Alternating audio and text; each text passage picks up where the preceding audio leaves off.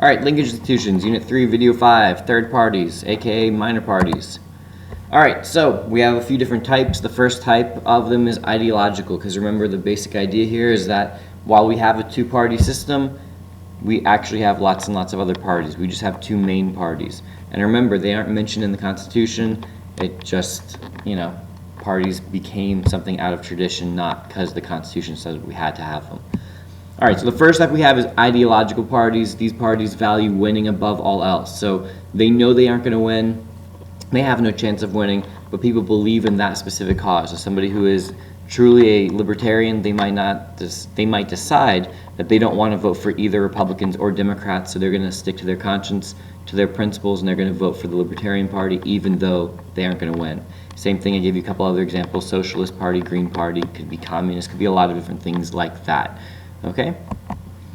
We have single issue parties, which obviously they focus on just one single issue. We do still have a prohibition party in this country in 2014 and beyond, which is kind of interesting, but so we have a couple of those. Those aren't really too important though. Factional parties, we have some historical examples of these. So they break away from a major party. So they were Democrat or they were Republican and break away. Bull Moose Party in 1912. The American Independent Party in 1968. So Bull Moose, probably your best example historically.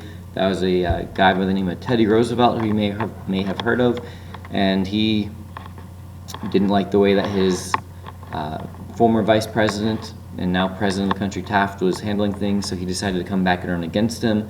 When he did that, he split the vote, and Republicans lost an election that they otherwise would have almost assuredly won. American Independent, this guy George Wallace, he broke away from the Democratic Party because he wanted to make sure that we would have segregation always and forever. That was his big thing. So he decides to run on his platform of bigotry and hatred, and he actually is the last third-party candidate to win electoral votes. He won multiple states less than 50 years ago. We did have a candidate who ran on a platform of racism, and he won multiple states. Kind of shows you how recent some of these things were.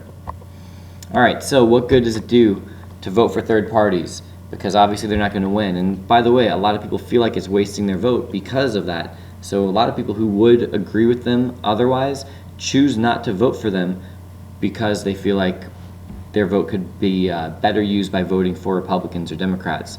But what they can do is they can influence the issues addressed by the two major parties.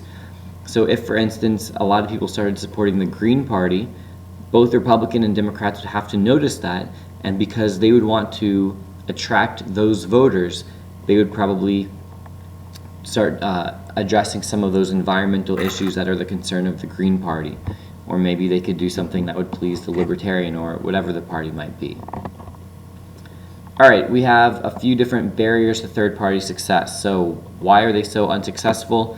Well, we have these three things. We have a plurality system, a winner-take-all system, and single-member districts. All three of those act as obstacles to third parties. On the other hand, we don't have runoff elections, proportional representation, or multi-member districts. Those three things would help third parties, but we don't have them. All right, so we'll contrast the first two. With a plurality system, very simple. This is what we have. Candidate with the most votes wins, even if that candidate doesn't get 50% of the vote. So as long as you beat everybody else, the most votes wins, even if that's only 40%, for example. Even if it's only 35%, if that's more than anybody else got, in our federal elections, you would go and you'd win the office right then. At the federal level, we do not have runoff elections. You can see the picture on the right there. It's showing you a local election, San Diego mayor campaign, and they have a runoff election there. So that's state and local have runoffs. I want you to know that we don't have runoff elections at the federal level. What it is, it's when the top two vote getters, they have a second election. So for instance, like we did in class, talking about ice cream flavors. If we were voting on ice cream flavors and we voted for 3 or 4 of them and none of them got a majority of the vote, if we had a runoff election, we would then take the top 2 vote getters, so cookies and cream versus mint chocolate chip, and we would have a second election about a week later. And then whoever won that, they would actually win the office. Now, how does that help third parties? Because they still aren't going to win office either way. So with our plurality system, They get 20% of the vote. They come in third place. That's really, really good for a third-party candidate. But with that 20%, they just lose. All that money, all that time, all that energy, effort that they, used and exhausted trying to win, they have nothing to show for it.